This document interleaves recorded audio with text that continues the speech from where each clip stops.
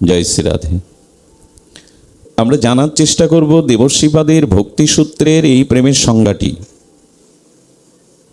খুব সরল সহজভাবে বলতে হয়, প্রেম তাকেই বলে যৎ অর্পিতা অখিল চরিতা, অর্থাৎ আমার কায় মনো বাক্যের দ্বারা প্রতিটি ক্রিয়া প্রতিক্রিয়া শ্বাস প্রশ্বাস চেষ্টা কায় মনো বাক্যের দ্বারা যখন ভগবানে অর্পিত হবে এরই নাম প্রেম। তবে চেষ্টার দ্বারা নিজ অনুশীলনের দ্বারা সমস্ত কর্ম ভগবতে অর্পিত করে ভগবত সুখ তাৎপর্যের জন্য সমর্পিত হওয়া, এই প্রেমটার সাধন অবস্থায় প্রেম। কি করে বোঝায়? সাধন ভক্তি, ভাব ভক্তি, প্রেম ভক্তি। তো সমস্ত কর্ম কায় মনো বাক্যের দ্বারা আমরা যে কর্ম করি, এমনকি গৃহকর্ম, এই কর্ম চেষ্টার দ্বারা ভগবানের সমর্পিত হয়ে ভগবানের সুখবিধানের তাৎপর্য, এরই নাম সাধন ভক্তি বা সাধন প্রেম। কিন্তু যখন চেষ্টা নয়, শত স্বাভাবিকভাবে সমস্ত কর্ম কায়মন বাক্যের দ্বারা ভগবানের প্রসন্নতা সুখবিধানের জন্য অর্পিত হবে স্বাভাবিক সহজভাবে, এরই নাম প্রেম। এটা কি আর সহজে হয়? এটা সহজে হয় না। তো দেবর্ষিপাদ বলেছেন এই প্রেম আমাদের প্রয়োজন। বিশেষত মহাপ্রভু নিতাই চাঁদের এই বিশেষ কলিযুগে প্রেমই ধর্ম, প্রেমই আমাদের একমাত্র লক্ষ্য, প্রেমই আমাদের একমাত্র আশ্রয় অবলম্বন। সেটগুলো বন্ধ রাখুন। আমি বহুবার বলেছি পাঠে, একই কথা পুনঃ পুনঃ আসে প্রয়োজনে। সেটি হলো ভাগবতের মঙ্গলাচরণে গঙ্গা তীরস্থ ভগবান শুকমুনি, এই পরমহংস কুলতিলক ভাগবত প্রারম্ভে দেবরাজ ইন্দ্র একটা বিনিময় করতে এসেছিলেন। স্বর্গের অমৃত ভাণ্ড এনেছিলেন, যেটা পরীক্ষিত মহারাজকে পান করালে উনি তক্ষক দংশনে মৃত্যুবরণ করবেন না। তো শুকমুনি বলছেন দেবরাজ ইন্দ্রকে, তোমরা তো বাণিজ্য ছাড়া বোঝো না, দেওয়া নেওয়া ছাড়া বোঝো না, তো অমৃত এনেছো, কি চাই, বিনিময় কি চাই? বললেন কথামৃত চাই। তো এটা পরীক্ষিত মহারাজ গ্রহণ করেননি। স্বর্গের অমৃত কুম্ভ বা ভাণ্ড গ্রহণ করেননি, ফিরিয়ে দিয়েছিলেন কৃষ্ণ কথামৃতের জন্য। এখন শ্রোতার আসনে বসে যদি পরীক্ষিতের শতগুণের একটা গুণও আমি না নিতে পারি, তাহলে শ্রোতা হয়ে লাভ নেই। সেই একটা গুণ হলো উনি অমৃতের ভাণ্ড ফিরিয়ে দিলেন, আর আমি যন্ত্র মোবাইলটাও ফিরাতে পারছি না, তো আমার হবে কি? এখন যদি অমৃতের কুম্ভ ফিরিয়ে দিতে পারেন কৃষ্ণ কথামৃতের জন্য, আমাদের বাইরের প্রয়োজনগুলো এখন ফিরিয়ে দেওয়া উচিত। কিন্তু এখন তো একটা সামাজিক যন্ত্রণা দেখা দিয়েছে। ঠিক আছে, ভগবান শ্রীকৃষ্ণ শয়নেও কাছে একটা জিনিস রাখতেন। কি সেটা? অখিল রসমৃত মরতি ভগবান কৃষ্ণ শয়নেও কাছে একটা জিনিস রাখতেন, ছাড়তেন না, সেটা বাঁশি। এখনো আমরাও শোয়ার সময় একটা জিনিস কাছে রাখি, মাথার তলে, বুকের মাঝে।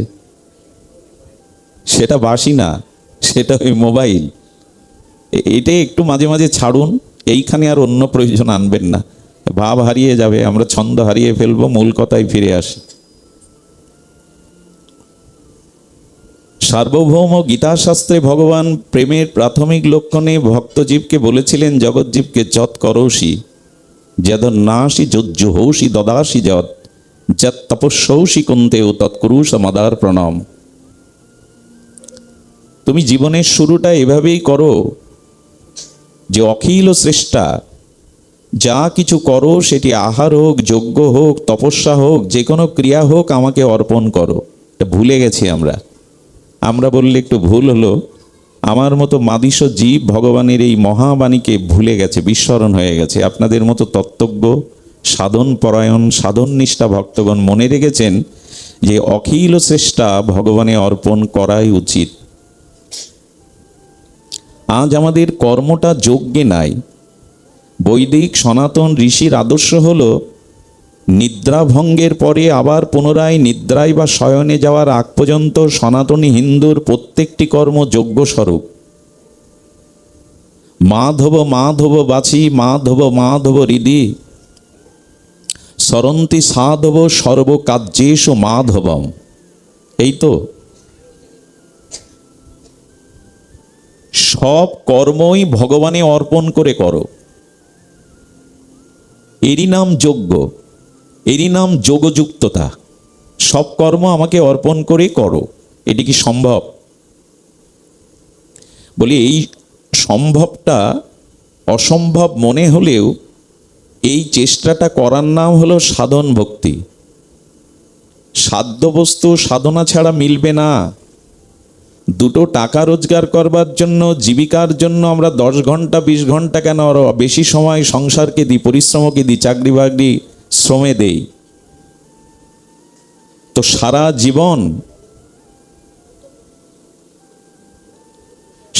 জীবন আমাদের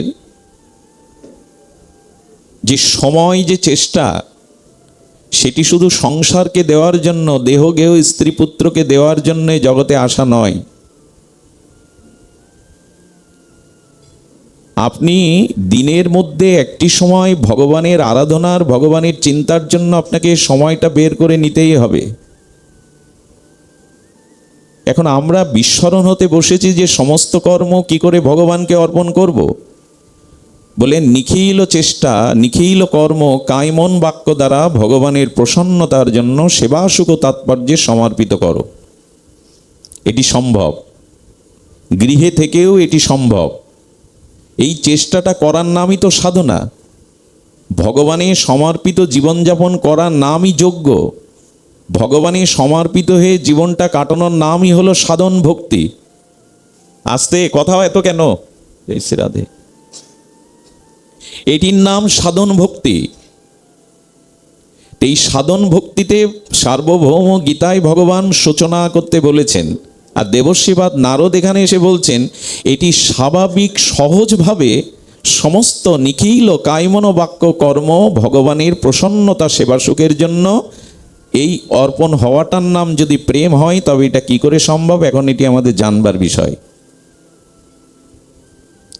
দেখুন, প্রেমের সংজ্ঞা যত মহাজন দিয়েছেন, তারা পরিসমাপ্তিতে পুষ্পাঞ্জলিতে গোপীদের দিকে দৃষ্টিপাত করেছেন। প্রেম যদি বুঝতে হয়, ব্রজবাসীদের দিকে দৃষ্টি দাও, বিশেষত গোপীদের দিকে দৃষ্টি দাও। কাকে প্রেম বলে? সমস্ত সমর্পণ, কৃষ্ণ সেবা সুখ তাৎপর্য কেমন, এটা ব্রজবাসীদের দেখো।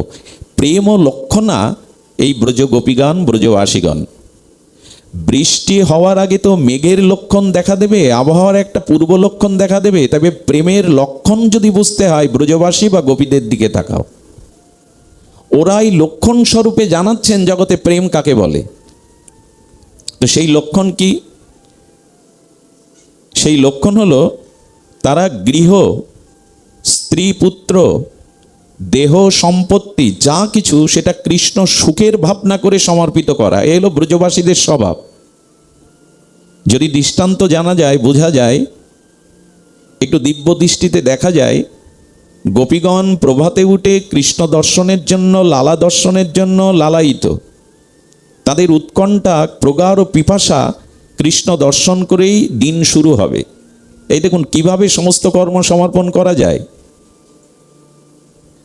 আমি আগেই বলেছি, সংসারে আমাদের যে জীবিকা, আমাদের যে চাকরি বাকরি, অর্থ রোজগার, ছেলে মেয়ে দেখাশোনা, এদের পরিপালন করা, এ কাজটুকু ভগবানে অর্পণ করে করা যায় যদি মনে করা যায় সংসারের কর্তা গোবিন্দ, সংসারের সমস্ত পরিবারের সদস্য গোবিন্দই প্রভু, আমরা তার দাস। এ কথা কে না জানে, কে না ভাগবতে শুনেছে, কিন্তু উপলব্ধিতে আসেনি সংসারটা কৃষ্ণের। যাবতীয় চেষ্টা সমর্পণ কৃষ্ণকেই করে করতে হবে। এতেই জীবের কল্যাণ, এতেই জীবের মুক্তি, এতেই জীবের জন্ম মৃত্যু চক্র থেকে নিষ্কৃতি পাওয়ার উপায়। এটি জগতে সংসার বন্ধন, মোহ মায়ার বন্ধন মুক্তির একমাত্র উপায়। যা কিছু করো আমাকে অর্পণ করে করো। এখন এই চেষ্টা করা যায়, কিন্তু সদ্গুরুর কৃপা তো চাই। মহতের কৃপা না হলে, বিশেষ অনুভূতি না হলে এই বুদ্ধি মাথায় আসে না। দেখুন, ভগবানের বুদ্ধিতে এটা হবে না। এই যে নিখিল চেষ্টা ভগবানের সমর্পিত করে, এটা ভগবানের বুদ্ধিতে হবে না। তো কেন গীতায় যে বলেছেন তেষাং সতত যুক্তানাম ভজতাম প্রীতিপূর্বকম দদামি বুদ্ধি যোগম, গোবিন্দ বলছেন এই বুদ্ধিটা আমি তোমায় দেব। বলে গোবিন্দ এই বুদ্ধি দেবেন না, দেবেন শ্রী গুরুদেব, দেবেন মহাত্মাগণ। যদি বলেন ভায়া হয়ে গেল না, ভগবান তার সমর্পিত বুদ্ধিটা তিনিই দেন। বলেন না, এটা সমভাবে পড়লেও কাচের ওপরে যখন সূর্যের কিরণটা পড়ছে সেটা অধিক তাপ হচ্ছে কিনা, এমনকি অগ্নির মতো তাপময় হয়ে যাবে, সমভাবে তো কিরণ দিচ্ছেন।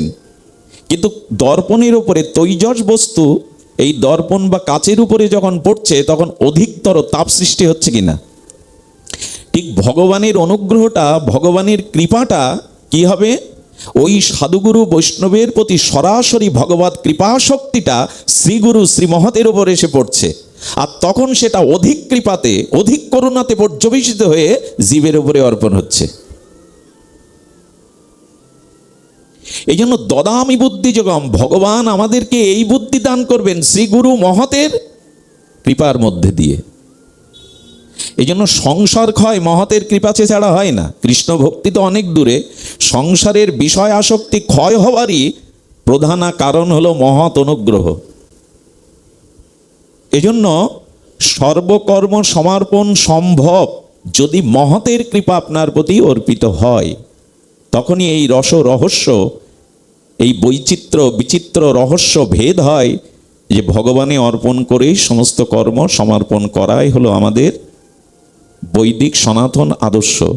কিন্তু এখানে গোপীদের লক্ষণে বলা হচ্ছে, দেখুন তারা কিভাবে সমর্পণ করেছেন। গোপীদের নিখিল চেষ্টা গোবিন্দের প্রসন্নতার জন্য, প্রভাতে উঠে গোপালের লালার বদন দেখবার জন্য বড় পিপাসাক্ত। কি করবে তারা? একটা ঝুড়ি নিয়েছে। আরে ঝুড়ি নিয়ে যশোদাঙ্গনে নন্দ মন্দিরে এসে যশোদাকে বলছেন, যশোমতী মা একটু গোবর প্রয়োজন ছিল। গোবরের জন্য কোথায় এসছে? নন্দালয় এসছেন, নন্দ মন্দিরে এসছেন, যশোদা মন্দিরে এসছেন। যশোদা মনে মনে ভাবছে গোবরের জন্য কেউ আসে? তো গোবর এদের যখন প্রয়োজন তো নিয়ে যাও, এটি কি বলার অপেক্ষা রাখে? গোময় আছে, ওখান থেকে নিয়ে যাও। গোপীরা ঝুড়িতে গোবর উত্তোলন করেছেন, তুলেছেন, পারেন সেটা মাথায় নিতে, কিন্তু ইচ্ছা করে এই ঝুড়িটা মাথায় নিচ্ছে না। তার কারণ কেউ জিজ্ঞাসা করুক যে তুমি ঝুড়ি মাথায় তুলছো না কেন, এটা কেউ জিজ্ঞাসা করুক। খুব ধ্যান দিয়ে শুনুন। আচ্ছা, গোপীর মনের এই ভাবনাটা, অর্থাৎ গোবিন্দ মুখশোভা দর্শনের লালসায় উৎকণ্ঠায় এসেছেন, এটা গোবিন্দ জানে না? ভক্ত বিনোদনার্থে অন্তর্যামী ভক্তবাঞ্ছা ভগবান, প্রেমময় ভগবান জেনেছেন যে গোপী গোবর নেওয়ার ছলে আমাকেই দেখতে এসছেন। ঘরে থাকতে পারবে গোবিন্দ? এসছেন তো ভক্ত ওইটাই দেখবার জন্য। এই জন্য অন্তর্যামী ভক্তবৎসল আর ভক্তের প্রেমের অধীন ভগবান ভক্তাধীন হয়ে জানতে পেরে কোমরে হাত দোলাতে দোলাতে শ্যামলালা আর লালা এসে বলছে, কি গো গোপী, গোবর নিয়েছো, মাথায় নাও। বলে তুলতে পারছি না তো, দেখতেই পাচ্ছ, একটু ধরে দাও। তো গোবিন্দ জানেন। আচ্ছা চিন্তা করুন, গোপাল তখন কোমরে হাত দিয়ে এই ঠোঁটটা বেঁকিয়ে বলছে, গোবরের ঝুড়ি তোলা বুঝি আমার কাজ? এটা ভগবানের কাজ? গোবিন্দ বলছেন বটে মুখে, কিন্তু ওইটা করবার জন্যই তো এগিয়ে এসছেন। ভক্তের ভব্য বাবা হাত ছেড়ে দিয়ে বসে, তোমার ঘুমাচ্ছে, ঘুমায়ও না। কি বলছেন? বলছেন অন্তর্যামী ভক্তের ভব্য ভাবনার আবেশে তো ভগবান ঘর থেকে চলে এসছে যে গোপী ঝুড়ি তুলতে পারে, আমার অপেক্ষায় আছে, আমার বদন দর্শনের জন্যই আসছে। প্রেম কাকে বলে? অনুরাগ কাকে বলে? গোবিন্দকে সমর্পিত কর্ম কাকে বলে? এই দেখুন, গোপীরাই প্রেমের লক্ষণ, গোপীরাই প্রেমের নিদর্শন। প্রেম বুঝতে গেলে প্রেমের আকারটা কেমন, এটা গোপীদের দিয়ে, ব্রজবাসীদের দিয়ে বুঝিয়েছেন দেবর্ষি নারদ। উদ্ধাবাদী ভগবদ্গণ ব্রহ্মাদি বলেছেন ব্রজবাসীদের দিয়েই অনুভব করো প্রেম লক্ষণ, প্রেমের সংজ্ঞা, প্রেম কিরূপ। এটা ছাড়া আমরা খুব শব্দ চয়ন দিয়ে, শব্দের গভীরতা দিয়ে বুঝতে পারবো না। অনন্য মমতা বিষ্ণু বলেছেন বটে, বা ধ্বংসের বহু কারণ সত্ত্বেও যা ধ্বংসশীল নয় তাকে বলে প্রেম। এভাবে কঠিন শব্দ দিয়ে না বুঝে প্রেমের আকারটা দেখে নেই। পৃথিবীর মানচিত্রটা সামনে থাকলে জাপান কোথায়, যুক্তরাষ্ট্র কোথায়, এটা আমরা মানচিত্রে একটু অনুমান করতে পারি, যদিও মানচিত্রটা বিশ্ব নয়, কিন্তু অঙ্কিত মানচিত্রে আমাদের একটা ধারণা হয়। তেমনি গোপীদের জীবন দর্শনের, গোপীদের কৃষ্ণ প্রেম সমর্পিত জীবন দেখলে বোঝা যায় এটাই প্রেমের আকার, এটাই প্রেম। এই জন্য ঝুড়িটা তুলতে গিয়ে বলছে, ঝুড়ি তোলাই আমার কাজ। বলে তুলতে পারছি না তো কি করব, তুমি তুলে দাও। বলে তুললে কি দেবে? তোমার মাথায় গোবর তুলে দিলাম, শুধু শুধু দেব? বলো দেখো, তুলে দিলে একটা প্রাপ্তি আছে তোমার। প্রাপ্তিটা হলো এক একটা ঝুড়ি তুলবে আর এক এক মুঠো মাখন পাবে। আপ্তকাম পুণ্যকাম সর্বসমর্থ ভগবানের গোবর ঝুড়ি তুলে দেওয়ার বিনিময়ে এক মুঠো মাখনের লোভ দেখাচ্ছে। প্রেম ভগবানকে কেমন বিবশ করে, প্রেম ভগবানকে কোথায় নামায়, প্রেম ভগবানকে ভক্তের কিভাবে অধীন করে, অহং ভক্ত পরাধীন, এই শব্দের শাস্ত্রের যথার্থ অর্থ গোপীরাজ জগৎকে চোখে আঙুল দিয়ে দেখাচ্ছেন। দেখো, আপ্তকাম পুণ্যকাম সরট বিভু চৈতন্যময় সর্বশক্তিমান তত্ত্ব রসিকেন্দ্র মৌলি, রসিক ও শেখর গোবিন্দ এক মুঠো মাখনের জন্য গোবর ঝুড়ি তুলে দিচ্ছে। প্রেম তাকে কিভাবে বশ করতে পারে। জ্ঞান কর্ম যোগ ধর্মে কৃষ্ণ নহে, এই শব্দগুলো কোটিবার শুনেছেন, তবু বারবার শুনতে হবে। এগুলো শুনতে শুনতে যদি আমাদের হৃদয়ে একটা রেখা পড়ে, জ্ঞান কর্ম যোগ ধর্মে কৃষ্ণ নহে, কৃষ্ণকে বশ করা যাবে না এতে। জ্ঞান কর্ম যোগ এর দ্বারা কৃষ্ণ বশ হবে না। কৃষ্ণ বশ হেতু একমাত্র প্রেম ভক্তি রস। এই প্রেম ভক্তিতেই তিনি বশ হবেন, পরাধীন হবেন। স্বাতন্ত্র ভগবান তার স্বাতন্ত্রতা হারিয়ে ভক্ত পরাধীনতা স্বীকার করবেন একমাত্র প্রেমে। প্রেম যতটা আমরা সহজ মনে করি ততটা সহজ নয়। অনুভূতির জন্য, লক্ষণা প্রেমের জন্য গোপীরা বলছেন, আচ্ছা যখন জুইতিন ঝুড়ি তুলেছে তখন গোপাল বলছে, লালা বলছে, আমি তো অঙ্ক জানি না, গুনতে শিখিনি, তো কয় ঝুড়ি তুললে বুঝবো কি করে? কয় ঝুড়ি তুলছো এটা বুঝবো কি করে? আর যে কটা ঝুড়ি মাথায় তুলবো ততটা মুঠো মাখন পাবো, তা আমি তো গণনা জানি না, অঙ্ক জানে না। আসলে আমাদের গোপাল, আমাদের ব্রজের কানাই অঙ্কে খুব কাঁচা, অঙ্কে খুব, গোপাল অঙ্কে প্রচণ্ড কাঁচা। কাঁচা এই জন্য উনি বলেন, আমি শুধু একটাই অঙ্ক বুঝি, তোমার 16 আনা আমায় দাও আর আমার 16 আনা তুমি নাও, এছাড়া অঙ্ক জ্যামিতি আমি বুঝি না। তোমার 16 আনা মন প্রাণ আমায় দাও আর আমার যাটুকু সব তুমি নাও, এই হলো আমার অঙ্ক। এছাড়া গোবিন্দ জ্যামিতি কি বলে যেন মাস্টাররা, ওইসব উনি বোঝেন না। ভগবান খুব সরল হন, উনি খুব পেশগোজ বোঝেন না। তো বললেন, গোপী আমি কয় ঝুড়ি তুলে দেব বুঝবো কি করে? বললেন, তুমিও যেমন গুনতে জানো না, আমরাও গুনতে জানি না, তবে একটা উপায় আছে। যে ঝুড়ির গোবরগুলো তুলবো এক একটা গোবরের টিপ তোমার কপালে বসিয়ে দিয়ে কটা হলো পরে গুনবো। সর্বনাশ! হ্যাঁ, লক্ষ্মী দেবী যার চরণ সম্বাহনের জন্য হাত কাঁপে, পৃথিবীর অনন্ত দিব্য সুগন্ধ যার চরণ থেকে আসে, তিনি আজ গোবরের টিপে সিঙ্গার হচ্ছেন। প্রেম কাকে বলে, প্রেমে কিভাবে বসন? গোবিন্দকে চন্দন দিয়ে সিঙ্গার করুন, ললাটে চন্দন দিন, অগরু চন্দন, সুবাসিত চন্দন। কিন্তু আজ গোপী বলছে গোবরের টিপ দিয়ে গুনবো যে কটা ঝুড়ি তুলে দিলাম। এতেও শিকড় ভগবানের। এখানে ঠিক ভগবান নয়, ভগবানকে প্রেমিক বলতে হবে, কারণ স্বয়ং ভগবান এটা করতে পারেন না। লীলাতে এবং প্রেমে বিবশ ছাড়া এটা তিনি করতে পারেন না। সুধীজন, তো এক একটি ঝুড়ি তোলে, ঝুড়ি তোলা শেষ হয় না। গোবর কি প্রয়োজন গোপীদের? কি জন্য গেছে প্রভাতে? গোবরের প্রয়োজনে, গোবিন্দ মুখ দর্শনের জন্য।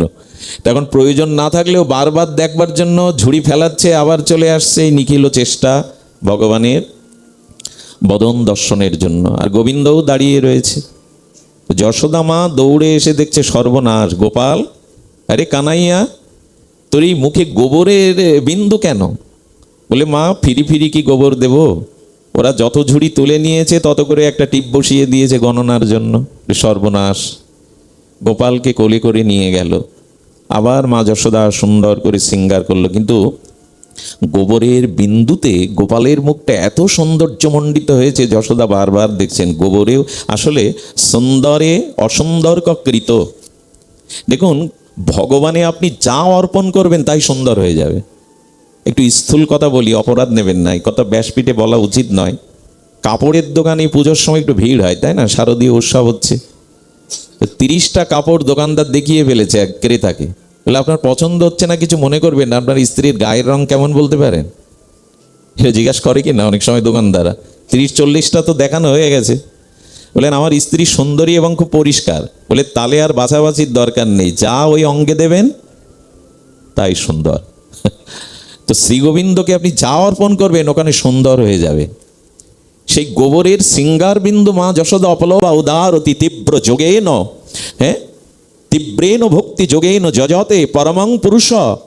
শ্রী গোবিন্দকে কামনাটাও দাও, ওটাও সুন্দর হয়ে আসবে। অন্য কাউকে কামনা বাসনা দিতে যেও না, ফাঁদে পড়ে যাবে, চক্রে পড়ে যাবে। যদি হৃদয়ের কামনাও থাকে, ওটা ভগবানকে দাও, অন্য কাউকে দিতে যেও না। অকাম বা সর্বকাম মোক্ষ কাম উদার অধি। যদি অকাম অর্থাৎ নিষ্কামতা বা কামতা সব ভগবানকে দাও। এই রহস্যগুলো জানা দরকার। আচ্ছা, গোবিন্দ চরণে যে বিষ দিচ্ছেন কালীয় নাগ, ওটাকে বিষ হচ্ছে ওখানে। শ্রী গোবিন্দের রাতুলো চরণে বিষ ও অমৃত হয়ে যাচ্ছে। যেমন পুতনা বিষ দিতে গিয়েও অমৃত গতি, ধাত্রী গতি পেয়ে গেল। আচ্ছা, গোবিন্দকে সমর্পণ কিছু করলে অসুন্দর সুন্দর হয়, তার দৃষ্টান্ত কোথায়? পুতনার রাক্ষসী দেহটাকে বহু খণ্ড করে ব্রজবাসীরা চিতায় জ্বালাতে শুরু করলো। অনেক দীর্ঘ লম্বা তো, 3.5 হাত চিতায় তো ধরবে না, খণ্ড খণ্ড করে কেটে জ্বালাতে শুরু করলো। কিন্তু একটা অদ্ভুত ঘটনা ঘটল। ওই চিতার দাহক্রিয়া হতে একটা অপার্থিব দিব্য গন্ধ সমস্ত ব্রজের বাতাসে ছড়িয়ে গেল। ব্রজবাসীরা ওই দিব্য অনির্বচনীয় অপার্থিব চিন্ময় গন্ধে আমোদিত হয়ে ওই বাতাস নিতে লাগলো। যিনি বালঘাতিনী রুদির সনা পাপিয়সী পুতনা, তার দেহের লাশ পোড়ালে সুগন্ধ আসবে, দিব্যগন্ধ। বলে এলো কেন? হলো গোবিন্দের অধরটা পুতনার স্তন স্পর্শ করেছিল। ওই অধরামৃত পুতনার অপবিত্র শরীরটাও এত প্রসাদী হয়ে গেছে যে তার চিতা দাহক্রিয়া থেকে দিব্যগন্ধ ভেসে আসছে। তো তাকে যা দেবেন ওটা অমৃত হয়ে ফিরে আসবে। কোথায় অর্পণ করতে হয় এটাই তো জীবনে জানা হয়নি আমাদের জানতে হবে যে ভালো মন্দ যা কিছু সব তাকে সমর্পণ করতে হবে। এই নাও রামকৃষ্ণ পরমহংস দক্ষিণেশ্বরে পঞ্চবটি তলায় মাঝে মাঝে জবা ফুল নিয়ে বলছেন, মা এই নে তোর পাপ, এই নে তোর পুণ্য, এই নে তোর জ্ঞান, এই নে তোর অজ্ঞান। আরে নরেন বলছেন, ঠাকুর তো পুণ্যটাও দিচ্ছেন, পাপটাও দিচ্ছেন, জ্ঞানটাও দিচ্ছেন, অজ্ঞানতাও দিচ্ছেন তাকে। ঠাকুর বললেন, কোনোটাই নিজের কাছে রাখা মানেই বন্ধন, সব তাকে দিয়ে দাও। পাপও দিয়ে দাও, পাপও বন্ধন, পুণ্যও বন্ধন, ভালো মন্দ দুটোই বন্ধনের কারণ, সবটুকু তাকে দিয়ে দাও। অকাম সর্বকাম মোক্ষ কাম উদার অধি, সব দিয়ে দাও তাকে। ওইখানে যা পড়বে, গুরু মহারাজ বলতেন, একটা কোনো বস্তুকে অমৃতের সাগরে ডুব দিলেন, সেই বস্তুটা তুলে নেওয়ার পর ওর গায়ে কিসের স্বাদ থাকবে? আর যদি লবণ গলা জলে চুবিয়ে দেন, কিসের স্বাদ পাবেন? তো রসময়, প্রেমময়, আনন্দময়, সচ্চিদানন্দ ভগবানের যা কিছু দেবেন ওটা অমৃত হয়ে ফিরে আসবে। দেওয়ার জায়গাটাই শুধু আমরা গুরু মহারাজ মহতের আদেশে নিলাম না যে কোথায় দিতে হয়। এই জন্য বললো, যা কিছু নিখিল চেষ্টা তার সুখের জন্য তাকে দিয়ে দাও। সুধীজন, এমনি করে ব্রজবাসীগণ, ব্রজের গোপীগণ, তারা সর্বস্ব এমনি করে অর্পণ করতেন গোবিন্দ সুখের জন্য। তারা গৃহ বেঁধেছে কেন জানেন? ঘর বেঁধেছে এই জন্য, এই ঘরে গোপাল আসবে বলে। তারা বিয়ে করেছে যে ছেলে মেয়ে আছে যে, বলো ওগুলো গোপালের সাথে সম্বন্ধ আছে বিদায় ওদের সাথে ওদের সম্পর্ক। যেমন প্রভাতে উঠেই শ্রীদাম সুদামা এরা যখন বলতো মা ক্ষুধা লেগেছে, বাচ্চাদের স্বভাব হলো সকালে ঘুম ভাঙার পরে ওদের ক্ষুধা পায়, তো ক্ষুধা পেয়েছে, সঙ্গে সঙ্গে শ্রীধামার মা, সুধামার মা, মধুমঙ্গলের মা বলতো, তোদের খেতে দেব, কিন্তু সকালে উঠে আগে কানাইয়ের মুখটা দেখে আয়, তবে খেতে দেব। দেখুন, উত্তর গোষ্ঠ হতে যখন ফিরে আসতো রাখালগণ, বালকগণ, তখন কোলে করেই আগে শুনতো বলতো আজ কানাইয়ের সাথে কি লীলা হলো, কানাই কি বনভোজনে সেবা করেছে? বলো, মা আমরা তোমার সন্তান, আমাদের কথা জিজ্ঞাসা করছো না, কানাইয়ের কথা কেন আগে জিজ্ঞাসা করছো? তার মানে তাদের নিখিল চেষ্টা গোবিন্দের সাথে সংযুক্ত। এই জন্য তো ভগবানের মুরলীর ধ্বনিতে, রাস রজনীতে তারা সব কিছু ফেলে চলে গিয়েছিল। যে সন্তান মায়ের বুকে দুগ্ধপান করছিল ওকে ছুঁড়ে ফেলে দিয়েছে। এসব কথা হজম করতে পারবো তো আমরা? যে গোপী স্বামীর বক্ষবিলাসিনী হয়েছিল, স্বামীকে ধাক্কা দিয়ে ফেলে দিয়ে চলে আসছিল। যিনি গোদহন করছিলেন, সেই দুগ্ধটা দহনের অঙ্গি বা ভঙ্গিমায় ওই দুগ্ধ ফেলে ধুয়ে চলে গেছেন। যে যে কাজে রত ছিল সব কাজ ফেলে স্বামী, গৃহ, দেহ, এমনকি দেহের আবেশনায় সাজগোজও সব ভুল হয়ে গেল। আলতা ঠোঁটে পড়ছে, আর ঠোঁটে যা পড়বে তা পায়ে পড়ছে। দেহাবেশনায় কোথায় যাচ্ছে ওই আবেশে চলেছে তারা। তার মানে কি সর্বস্ব তারা ভগবানকে দিয়ে দিয়েছে। সম্বন্ধটা রাখতে হয় সংসারের সাথে, রেখেছে গোবিন্দের সাথে সংযুক্ত বলে। আমরা এত ঊর্ধ্বে উঠতে পারবো না, কিন্তু মনে রাখুন নিখিল চেষ্টা যেন ভগবানে অর্পণ করে করতে পারি আমরা। এই জন্য আমাদের সব কাজ সূচনাতে, প্রারম্ভে ভগবানকে অর্পণ করার অভ্যাসটা করুন। এই অভ্যাসই আমাদের জীবনে ভগবানের শরণাগতি, প্রেম প্রাপ্তির, সাধন ভক্তি, ভাব ভক্তির ক্রমান্নতিতে এগিয়ে দেবে।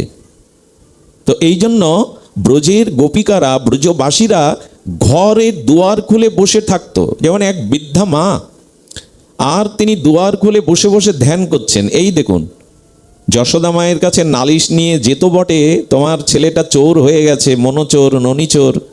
হ্যাঁ, ব্রজে নবনীত চৌরম, তোমার এই ছেলেটা, এই বাল গোপাল, এ সকাদের নিয়ে চাতুরি বুদ্ধি, চুরি বিদ্যা দ্বারা আমাদের ঘরে চুরি করতে যায়। এই নালিশ নিয়েই তো আসে। অথচ নালিশ নিয়ে আসলে কি হবে? ঘরে দুয়ার খুলে ধ্যান করতে থাকে কখন গোপাল আসবে। নালিশ করছে, চুরি করতে আসে, চোরকে সামলাও, আবার ঘরের দুয়ার সাজিয়ে বসে থাকে। গোপাল যেদিন ঘরে না আসে সেদিন ওই ওদের আনন্দ মাটি হয়ে যায়, আনন্দ থাকে না। এখন একটা কথা বলি, যে মায়েরা, যে সংসারীরা ভগবানের আসার জন্য মন্দিরের দুয়ার খুলে রাখে না, গৃহের দুয়ার খুলে রাখে না, সেই ঘরে কখনো আনন্দও প্রবেশ করে না, জেনে রাখুন। আচ্ছা, আমরা প্রিয়জন আসবে বলে, আত্মীয় স্বজন আসবে বলে তো একটা প্রতীক্ষায় থাকি না? কিন্তু গোপাল আজ আমার ঘরে আসবে, ব্রজবাসীদের মতো এই প্রতীক্ষা আছে তো আমাদের। এই জন্য আনন্দকে তো আমরা ঘরে নেই না, এই জন্য আমাদের ঘরে আনন্দ নাই।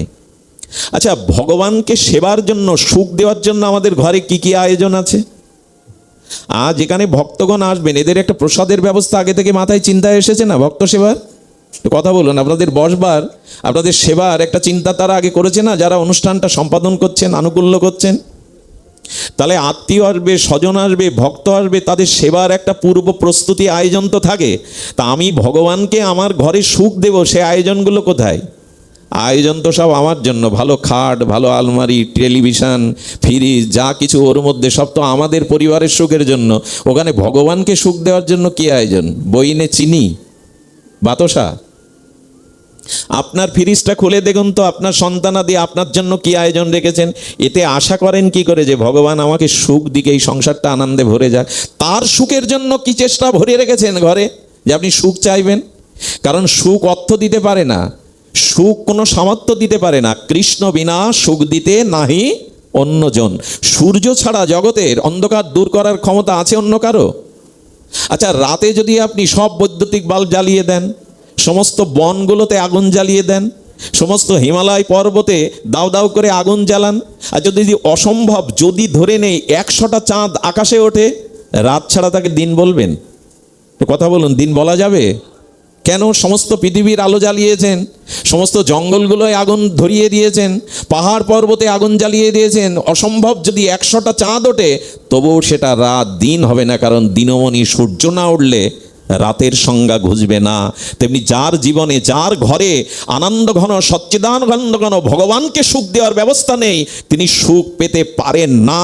এটাই হলো সিদ্ধান্ত। কৃষ্ণ বিনা সুখ দিতে নাহি অন্যজন, থাকিলেও বিদ্যাকোটি উচ্চকুলে জনম। কলির ব্যাস অবতার বৃন্দাবন দাস ঠাকুরের এই পরম স্বর্ণাক্ষরে লেখা তার পয়ার, তুমি বিদ্বান হতে পারো, কোটিপতি হতে পারো, কৃষ্ণ ছাড়া সুখ পাবে না। এখন সেই সুখকেই ছেড়ে অসুখকেই সুখ ভাবছি, এটাই আমাদের বিকার, এটাই আমাদের রোগ। খুব খুব কঠিন রোগ হলে রোগের বিকারে ভুল বলতে থাকে, আমার কোনো ওষুধ দরকার নেই, ডাক্তার দরকার নেই, আমার কিছু হয়নি। কঠিন রোগের বিকারে ভুল বকতে থাকে রোগী, আরে আমি ইঞ্জেকশন নেব না, আমার রোগ হয়নি। তেমনি আমরা অসুখকে, নিরানন্দকেই আনন্দ ভেবে জড়িয়ে ধরেছি। রাস্তায় যেতে গিয়ে অন্ধকারে যেমন রঞ্জু দেখে সর্পভ্রম হয়, একটা দড়ি পড়ে আছে, অন্ধকারে সাপ ভেবে চিৎকার করে হাত পা ভাঙলাম দৌড়াতে গিয়ে। আমাদেরও অবস্থা তাই, যার থেকে সুখ বা আনন্দ পাই তাকে জড়িয়ে ধরে নি, যার থেকে নিরানন্দ পাই আমি তাকেই জড়িয়ে ধরেছি। একটা প্রমাণ আপনাদের একটু জানাই, যাদের বয়স 50-60 বা যাদের বয়স 40, সারাটি জীবন আপনি পরিবারকে মন দিতে চেয়েছেন, ওদের সুখ দিতে চেয়েছেন, ওদের আনন্দ দিতে চেয়েছেন, ওদের মনের মতো হতে চেষ্টা করেছেন, পেরেছেন আজ পর্যন্ত? আচ্ছা, সংসারকে সুখ দেওয়া, সংসারকে আনন্দ দেওয়া, সংসারকে রাজি করা সহজ না ভগবানকে আনন্দ দেওয়া, ভগবানকে সুখ দেওয়া সহজ? কোনটা? কিন্তু মুখে বললেন, উপলব্ধিতে এসছে। 40টা বছর সংসারের পেছনে সব দিলেন, অথচ ওদের সুখী করতে পারলেন না, নিজেও ওদের কাছ থেকে সুখ পেলেন না। এমন 40 কেন, 400 বছর ধরেও যদি সংসারে সবার জন্য করেন, কারো মনও পাবেন না, ওদেরও সুখী করতে পারবেন না। কিন্তু গোবিন্দকে একটা জল তুলসী ভক্তিতে দিলে গোবিন্দ বললেন, এত আনন্দ পাই যে তোমার ঋণ শোধ করতে আমার ভাণ্ডারে নেই, আমি এই চিন্তা করি যে তোমার ওই ঋণ আমি কি করে শোধ করব। ভগবানকে রাজি করা, ভগবানকে আনন্দ দেওয়া, ভগবানকে প্রসন্ন করা সহজ, সংসারকে প্রসন্ন করা সহজ নয়। কিন্তু লেগে রয়েছি কার পিছনে? মাথা তো নাড়িয়ে আমরা এখানে, কিন্তু জীবন নড়বে কবে? করবো কি করে? আমি ধ্যানে বসি। বলে ধ্যানে বসে কি পাও? বলে একটা ভক্তের ভক্তি ভাবনায় ফুল তুলসী ঋণ আমি শোধ করতে না পেরে ওই ভক্তের কাছে আমি নিজেকে বিক্রি করে দেই, সারা জীবন আত্মবিক্রয় করে দিই। সেই ভগবানকে সুখ দেওয়ার, আনন্দ দেওয়ার ব্যবস্থা আমাদের ঘরগুলো কতটা আছে একটু খোঁজ করে দেখুন। এই জন্য যে গৃহে ভগবানকে সেবা আনন্দ দেওয়ার ব্যবস্থা নেই, যে গৃহে দুয়ার খুলে বসে থাকে না গৃহীরা যে আমার ঘরে গোপাল আসবে, আনন্দময় আসবে, তাদের ঘরে আর সুখ বা আসবে কোথায়? এই জন্য গৃহটাকে এই গোবিন্দের করে তুলুন, সর্বকর্তব্য কর্ম তাকে সমর্পণ করার চেষ্টা করুন, যাতে তিনি সুখ পান, তাহলে এই সুখটা ফিরিয়ে আসবে।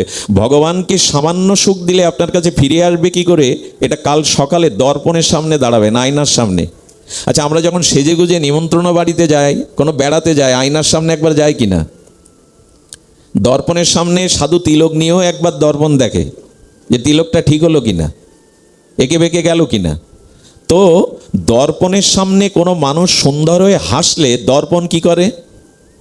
ওর ভেতর থেকেও হাসিটা আপনার কাছে, সৌন্দর্যটা আপনার কাছে ফিরিয়ে দেয় কিনা? আপনি যতটা আয়নার সামনে দাঁড়িয়ে নিজেকে সুন্দর মনে করবেন, ততটা সুন্দর আয়না থেকেও ফিরিয়ে দেবে, হাসিটাও ফিরিয়ে দেবে, আনন্দটাও ফিরিয়ে দেবে। গোবিন্দ তদ্রূপ, যতটুকু আনন্দ তাকে দেবেন তার থেকে কোটি গুণ আনন্দ আপনার কাছে ফিরিয়ে দিয়ে দেবে। এখন ভগবানকে সুখ দেওয়ার চেষ্টা, এইটা আসার নামই প্রেমের সাধন ভক্তি।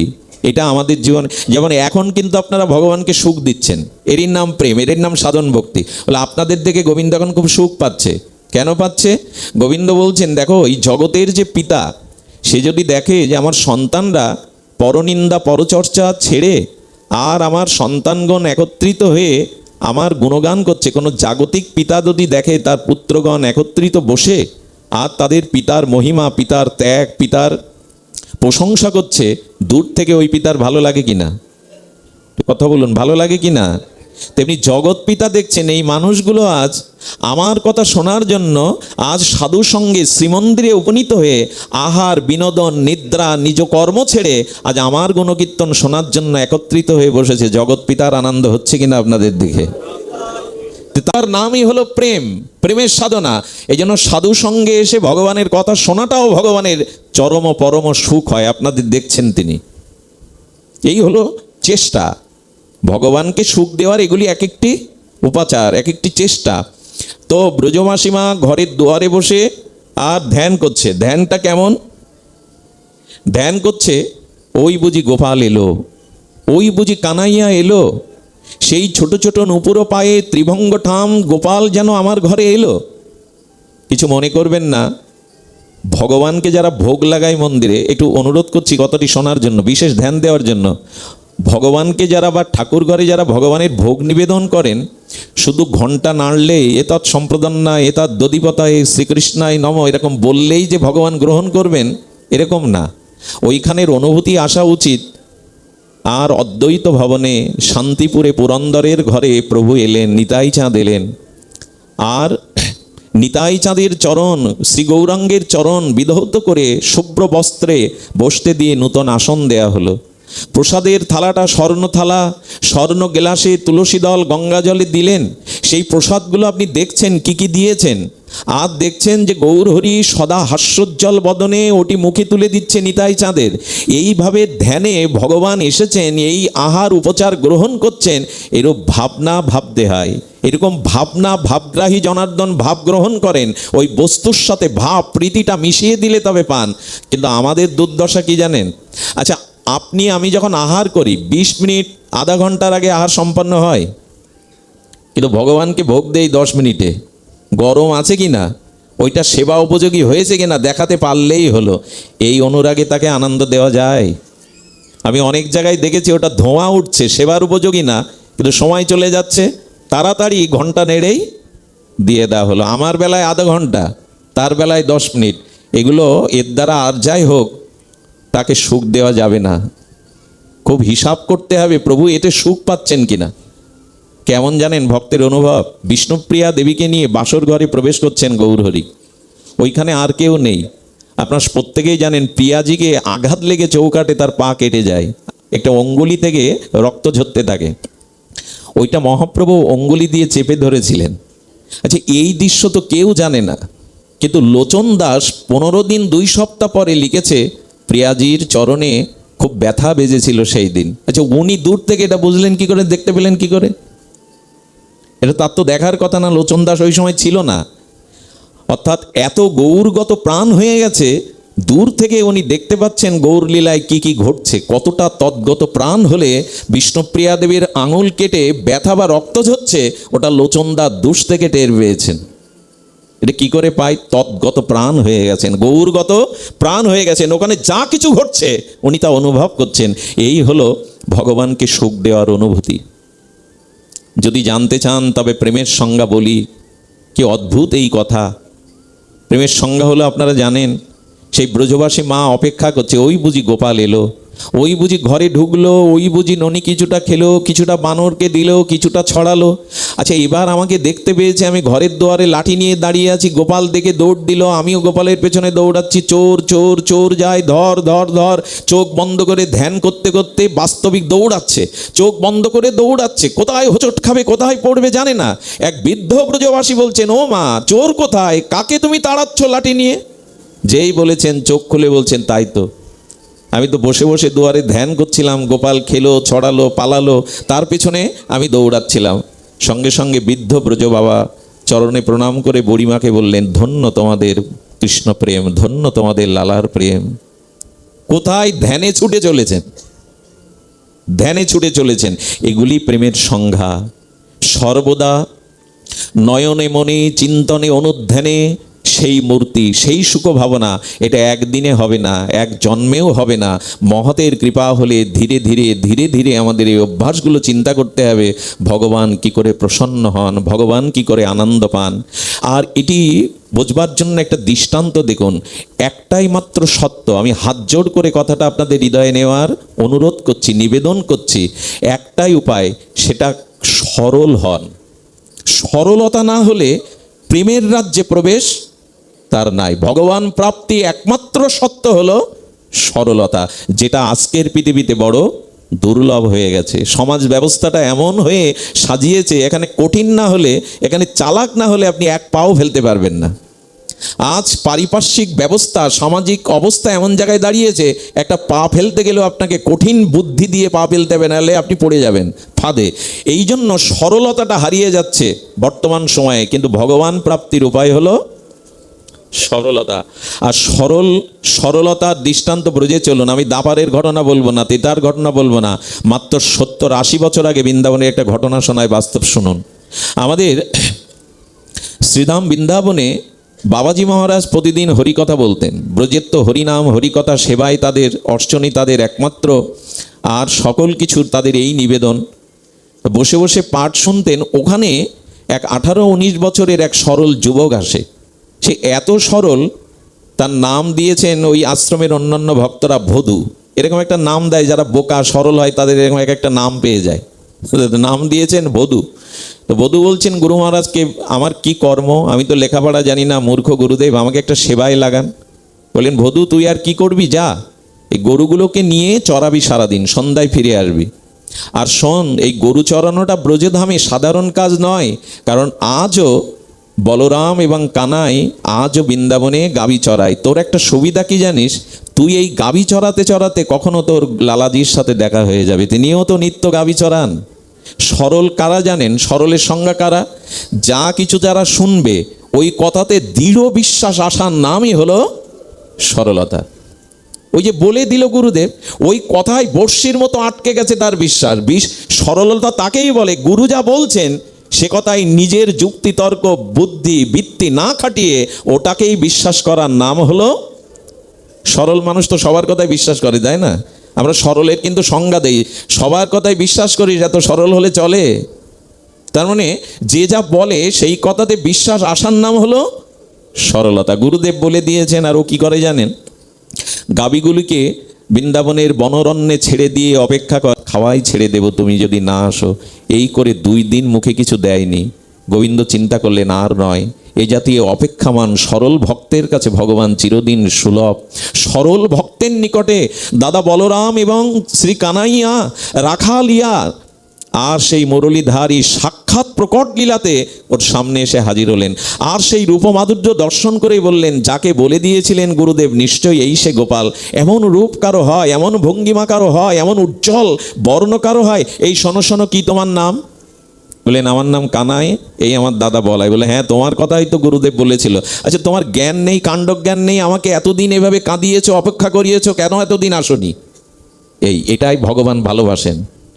কেন এতদিন আসনি? গুরুদেব তো মিথ্যা বলেনি, তুমি প্রতিদিন এই ভান্ডির বনে আছো, গোচারণ করতে আসো, আমাকে কেন এই প্রতীক্ষা করালে? গোবিন্দ তখন সরলতায় হাত ধরে বললেন, বড় ভুল হয়ে গেছে, আর হবে না। তবে শোনো, আজ থেকে তুমি আমার বন্ধু।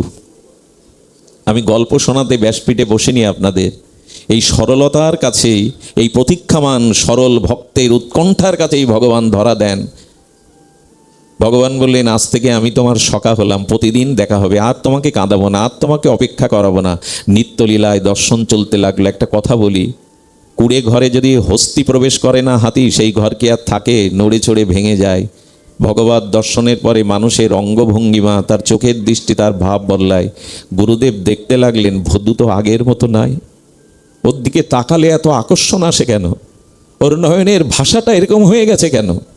ওকে দেখলে তো আগের মতো মনে হয় না। আচ্ছা, শ্রী গুরুদেবকে আশ্রমের ভান্ডারী যিনি, তিনি বললেন, আসলে ভদুর পেছনে কিছু ওইরকম ওর মতো বোকা কিছু ছেলে, ও যা নিয়ে যায় প্রতিদিন প্রসাদ 2-3 করে নিয়ে যায়। কাকে খাওয়াই শুনুন তো? গুরুদেব ডেকে বলছে, কি রে ভদু, এত প্রসাদ কাকে দিস? বলে, কেন আপনি তো কানাইয়ের কথা বলেছিলেন, দাদা বলাইয়ের কথা বলেছিলেন, তারাই তো ভাগ করে একসাথে খায়, ও তো আমার বন্ধু হয়ে গেছে। গুরুদেব দেখলেন ও মিথ্যা বলতে শেখেনি, ওর চোখের ভাষা কিছু আলাদা। ভদুরে সত্যিই কিছু ঘটল না তো? আচ্ছা কানাইয়া আসে বলে, হ্যাঁ আপনি বর্ণনা করেন না, তার থেকে সুন্দর সে, আরে তার দিকে চোখ দিলে তো নয়ন ফিরানো যায় না। গুরুদেব বুঝতে পারলেন তার চোখের ভাষায়, তার অনুভূতিতে কিছু একটা ঘটেছে। আচ্ছা কাজ কর না, তুই তোর বন্ধুকে সকাকে আশ্রমে নিয়ে আয় না, কাল দুপুরে এখানে প্রসাদ পাবে, যা নিয়ে আয়। পারবি? বলি, এ আর সহজ কি, বন্ধুকে আনতে পারবো না তোমার এখানে? আমি কথা দিচ্ছি কাল দুপুরে এখানে আনবো আমি। সকালে গিয়ে বলছে, শোনো বন্ধু, শোনো সকা, আজ এই প্রসাদটা যে ভাগ করে খাচ্ছি আমি, তোমাকে খাওয়াচ্ছি, এটাও গুরুদেবের দেওয়া। আর আমি যে এই গরু চড়াতে চড়াতে তোমার দেখা পেয়েছি, এটাও গুরুদেবের কৃপা। আজকে দুপুরে কিন্তু গুরুদেবের আশ্রমে ভিক্ষা পেতে হবে, গুরুদেব বলে দিয়েছেন। সঙ্গে সঙ্গে হাতটা ধরে, ভদুর হাতটা ধরে বলছেন গোবিন্দ, কানাইয়া বলছেন, লালাজি বলছেন, সবার কাছে আমি যাই না রে, সবাই আমাকে জানতে পারে না, দেখতে পারে না, তোর মতো সরল কজন বলতো? আমি ওখানে যেতে পারবো না, ওখানে আমার যাওয়া সম্ভব না। দেখুন প্রেম কাকে বলে, অনুরাগ কাকে বলে। তখন কি করেছে জানেন? যে রুটিটা ভাগ দিয়েছিল কানাইকে, ওই রুটিটা কেড়ে নিয়ে বলছেন, গুরুদেবের দেওয়া রুটি খাবে, অথচ তার কাছে তাকে দেখা দিতে পারবে না, এ রুটির ভাগ আমি তোমায় আজ থেকে দেবো না। শোনো, যদি গুরুদেবের ইচ্ছা পূর্ণ না করো, আজ থেকে তোমার আমার বন্ধুত্ব খারিজ, আমি আর তোমার দিকে চাইবো না, যাও চলে যাও। ভগবান এই প্রেমটাই চান, এই ভালোবাসাটাই চান। যখন অভিমান করে রুটি কেড়ে নিয়ে অন্যদিকে ফিরে তাকিয়েছে, গোবিন্দ সব সহ্য করতে পারেন, তার কোনো প্রিয় ভক্তের কষ্টকে তিনি সহ্য করতে পারেন না। দেখুন, ভগবান স্বতন্ত্র, কিন্তু এক জায়গায় সর্বশক্তিমান ভগবান স্বাতন্ত্রতা হারিয়ে ফেলেন, তার স্বতন্ত্রতা থাকে না, তিনি পরতন্ত্র হয়ে যান। তার কাছে ভক্ত যখন ওই দিকে মুখ ফিরে তাকিয়ে আছে, কাঁদছে, গুরুদেবের জন্য এই বৃন্দাবনে ঠাঁই পেলাম, তার প্রসাদ পাচ্ছ, তার জন্য পেলাম, আর তাকে দেখা দেবে না? সঙ্গে সঙ্গে গোপাল সামনে হাত ধরে বলছেন, রাগ করো না, রাগ করো না, এক কাজ করো, আমি ওখানে যেতে পারবো না, শ্রী গুরুদেবকে একা একা এখানে প্রসাদ নিয়ে আসতে বলো, আমি পাবো। কিন্তু তোমার সাথে আমার এই বন্ধুত্ব আমি খারিজ করতে পারবো না। আমি তোমাকে ছেড়ে, একটা কথা বলি, ভগবানকে ছেড়ে ভক্ত থাকতে পারে বটে, কিন্তু ভগবানের সাধ্য নাই ভক্তকে ছেড়ে থাকতে। এটি উনি পারেন না, এটা পারা ওনার পক্ষে সম্ভব নয়। এই জন্য ভগবান এখানে স্বতন্ত্র নন, এখানে পরতন্ত্র। তিনি ভক্তের অধীন হয়ে যান, সব কিছু উপেক্ষা করতে পারেন, ভক্তের ভক্তিকে, সরলতাকে উপেক্ষা ভগবান আজও করতে পারেন না। এই জন্য বললেন, গুরুদেবকে নিয়ে এসো। দৌড়ে গুরুদেবকে বলছেন, গুরুদেব ভান্ডির বনে চলুন, কানাই বলায় আপনার জন্য, তবে আপনাকে একা যেতে বলেছে। সুধীবৃন্দ, আজকে শিষ্য গুরুদেবকে ধরে আনছেন গোবিন্দ মিলনের জন্য। গুরুদেবের চোখে জল, আর মনে মনে বলছেন, ওরে গুরুদেবই শিষ্যকে গোবিন্দ রাধারানীর চরণে সমর্পণ করে, আজ ধন্য আমি, তোর মতো শিষ্যের দ্বারাই আমি ভগবানকে পাচ্ছি, আজ গোবিন্দের চরণে আমি যেতে পাচ্ছি, ধন্য তুই। যখনই গুরুদেব এসেছেন, গুরুদেবকে আর সাক্ষাৎ দেখতে পান, ওই একই কথা, তোমার মতো সরলতা তোমার গুরুদেবের নাই, তোমাকে স্পর্শ করতে পারো, তোমার করুণাতেই সে আমাকে দেখতে পাবে। বধূকে স্পর্শের সাথে সাথে কানাই বলাইকে দেখে প্রসাদ দিলেন, প্রসাদ পেলেন অধরামৃত। এটা মাত্র 70-80 বছর দাপারের ঘটনায়, 5000 বছর আগের ঘটনা নয়, 70-80 বছরের এই ব্রজেরই ঘটনা। আমি প্রেমের লক্ষণ বলতে গিয়ে ব্রজবাসীদের লক্ষণা প্রেম ভক্তি বলছিলাম। এই সরলতা, এই ব্যাকুলতা, এই উৎকণ্ঠাই হলো প্রেম। ভগবানের জন্য প্রতিটি ক্রিয়া প্রতিক্রিয়া, শ্বাস প্রশ্বাস, তাকে পাওয়ার যে ব্যাকুলতা, এটার নামই হলো প্রেম। কবে হবে এটা? বলে, যার হয়েছে তার সঙ্গ নিন, যার হয়েছে তার সংস্পর্শে যান, তার ওই বীজাণুটা আপনার মধ্যে প্রবেশ করবে, তখনই অনুভূতি জাগবে। দেখুন, আমাদের হৃদয়ে বাসনা, কামনা, জন্ম জন্মান্তরীণ আবর্জনা, কুসংস্কারে ভরা, ওইখানে ভগবানের পাদপদ্মকে রাখুন, ওইখানে ভগবানের লীলাকে বিন্দু বিন্দু আকার করে ওখানে সঞ্চিত করতে থাকুন, তবে হৃদয় থেকে বাসনা যাবে, আমিত্ব যাবে, ভোগ প্রবৃত্তি যাবে, আর ওইখানে ভগবানের নিত্য নিরন্তর চরণ লীলা স্মৃতি এটাই জেগে যাবে। হৃদয়ে ভগবানকে গোপন করে রাখার নামই প্রেম। আমি যদি আপনাদের সামনে খুব কাঁদতে থাকি না, আবেগ জানাতে থাকি, অনেকেই বলবেন, মঙ্গলজির হৃদয়ে প্রেম আছে, না হলে কি চোখে কৃষ্ণকথায় জল আসে? অভিনেতারাও তো কেঁদে আসর মাতায়, যাত্রা মঞ্চে, থিয়েটার মঞ্চেও কাঁদানো যায়। কান্নাটাই যে প্রেম এমন ভাবা উচিত নয়। কেউ কাঁদছে, মনে পড়ে কান্নাটাই এমন প্রেম নাই।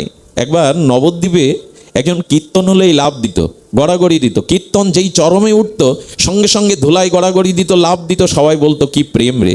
কিন্তু গুরুদেব একদিন বলছেন, দেখ, আমি খুব লক্ষ্য করেছি, জীব গোস্বামীর সন্দর্ভে বলেছেন, চোখের জলের আগে কিছু লক্ষণ আছে, এই লক্ষণগুলো না মিললে চোখের জলটাই শুধু প্রেমের পরিচয় নয়। সেই লক্ষণ আমি ওর মধ্যে দেখিনি। হলো কি লক্ষণ? বলো, প্রেমের আগে ভাব, ভাব থেকেই তো ভক্তি বা প্রেম। কিন্তু ওকে আমি দেখেছি, ও কীর্তন হলেই লাভ দেয়, কীর্তন হলেই গড়াগড়ি দেয়। কিন্তু লক্ষ্য করেছিস, আজ 2 বছর ধরে দেখছি কীর্তনেও লাভ দিতে দিতে গড়াগড়ি দেয়, কিন্তু চশমা কোনো দিন খোলে না, ওর চশমা কোনো দিন ভাঙে না। গুরুদেব বললেন, এর মানে ওই লাভ দিলে কি হবে, গড়াগড়ি দিলে কি হবে, ও সতর্ক থাকে যাতে চশমার কাজ না ভাঙে। এরকম যেন লোক দেখানো ভাব না আসে। আসরে কাঁদলেই আমি ভালো বক্তা, এমনটি নয়। যদি তার ভিতরে ভক্তির পূর্ব লক্ষণগুলো না থাকে, আদৌ শ্রদ্ধা, সাধুসঙ্গ, অনাত্ম নিবৃত্তি, নিষ্ঠা, রুচি, এগুলো পূর্ব লক্ষণ না থাকলে শুধু চোখের জলটাই ভক্তির পরিচয়, প্রেমের পরিচয় নয়। চাই নিষ্কপট ভাব, চাই নিষ্কপট উৎকণ্ঠা, এগুলি তবে চোখের জলের প্রয়োজন। আমাদের উপাসনা চোখের জলে ছাড়া হবে না। মহাপ্রভু বিষ্ণুপ্রিয়া সচিমা তাদের উপাসনাই ছিল শুধু চোখের জল ফেলা। শতবৎসর গোপীরা বিরহিণী মাথুর বিরহে চোখের জলে, কিন্তু তারা গোপন রাখতে পারত। যারা খুব প্রেমিক ভক্ত তারা প্রেমকে বিজ্ঞাপন করে ছেড়ে দেয় না, এই ফেসবুকে লাইভে ছাড়ে না। আমি একজন দেখি আজকে মা দুর্গা, শারদীয়া দুর্গা পূজা হচ্ছে, তা পূজার শুভেচ্ছা জানাচ্ছে কি করে জানেন?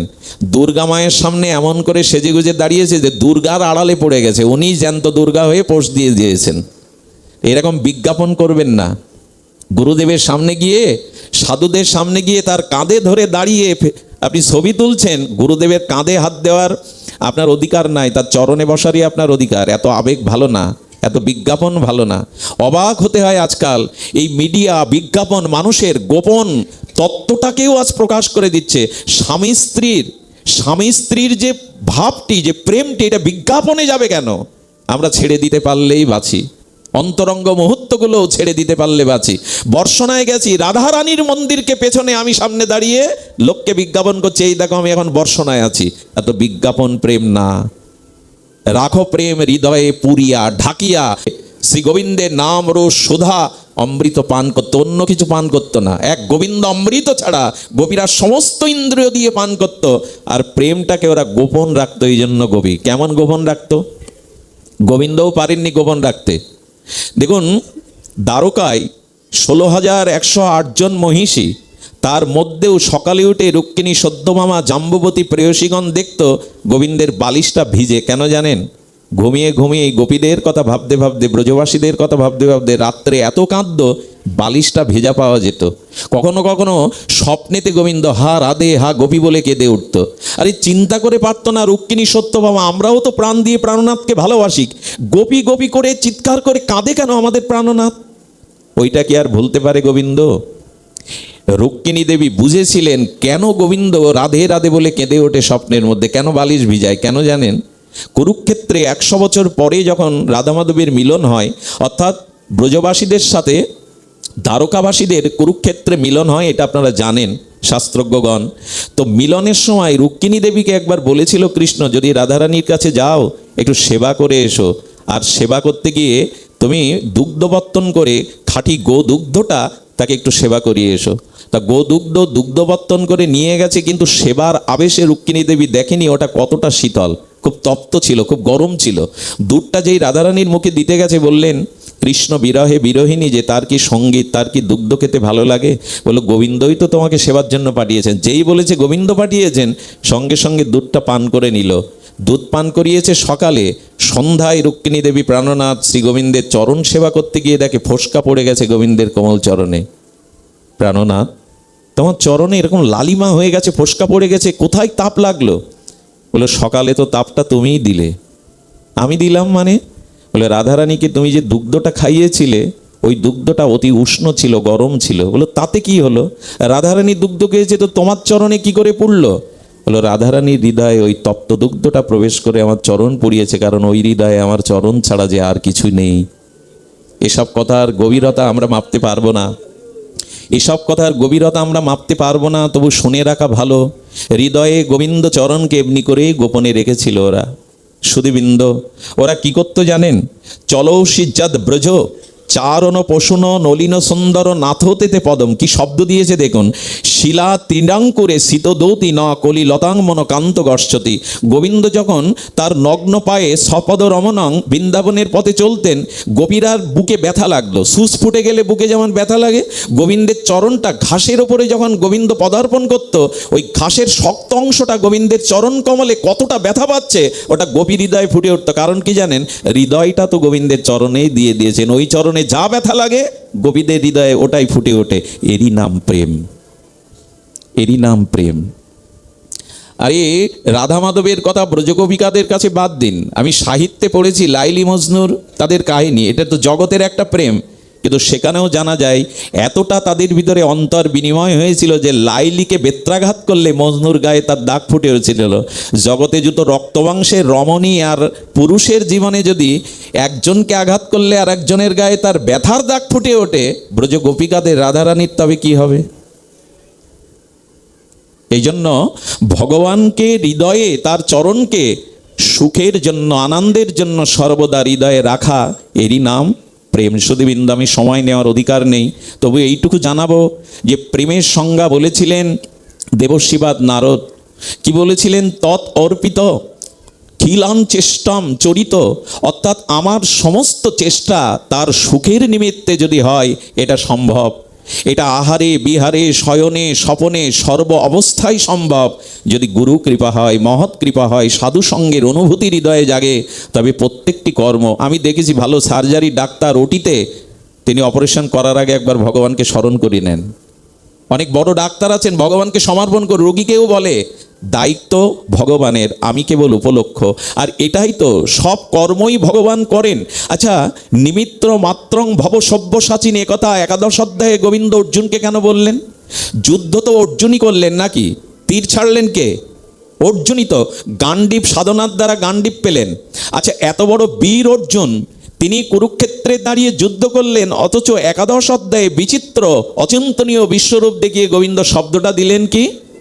নিমিত্ত মাত্রং ভব সব্যসাচিন। অর্জুন, তুমি নিমিত্ত মাত্র, আমি ওদের মেরেই রেখেছি। অনুভূতি কি? কাজ আপনি করেন, সব কাজ আপনার দ্বারা হয়, কোনো কাজ আপনার দ্বারা হয় না। এই বাণীটা লক্ষ্য করুন গীতার। নিমিত্ত মাত্র, তুমি নিমিত্ত মাত্র। অর্জুন তখন সুযোগ পেয়ে গেছে, আমাকে যে নিমিত্ত মাত্র বলছো, তবে হে ভগবান, তুমি জানাও আমি তো যুদ্ধ করতে চাইনি, আত্মীয়বধ করতে চাইনি। তুমি যদি ওদের মেরেই রাখবে, ওরাই যদি মরেই থাকবে, তা আমাকে সামনে আবার তীর ধনুক ধরে দাঁড় করিয়ে দিয়েছো কেন? এর উত্তর কি? এর উত্তর একটাই। গোবিন্দ কি বললেন জানেন? বললেন, কাম করি আমি, আর নাম যাতে ভক্তরা, এই জন্য ভক্তকে সামনে রাখি আমি। কামটা আমি করি, কাজটা আমি করি, কিন্তু উপহারটা, সুনামটা যাতে ভক্তের হয়। অর্জুন, তুমি কিছু করতে পারো না, তুমি নিমিত্ত মাত্র। সবাইকে আমি মেরে রেখেছি, কিন্তু তোমাকে সামনে রেখেছি কেন জানো? কাজ আমি করি, কিন্তু সুনামটা আমার ভক্তকেই দিয়ে দিই আমি।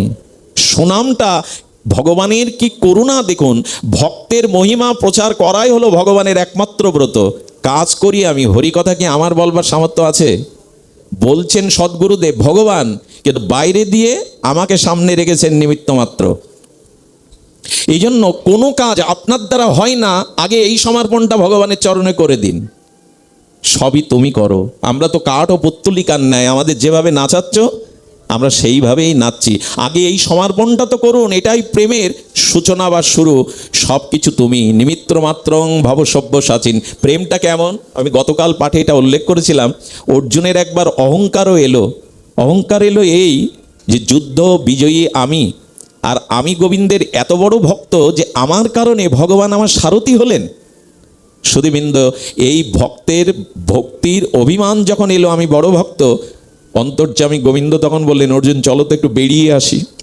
সেই রথে করে অর্জুনকে নিয়ে গিয়ে গোবিন্দ মায়ার দ্বারা কি করলেন জানেন? অর্জুনের হৃদয়ে পিপাসা জাগিয়ে দিলেন।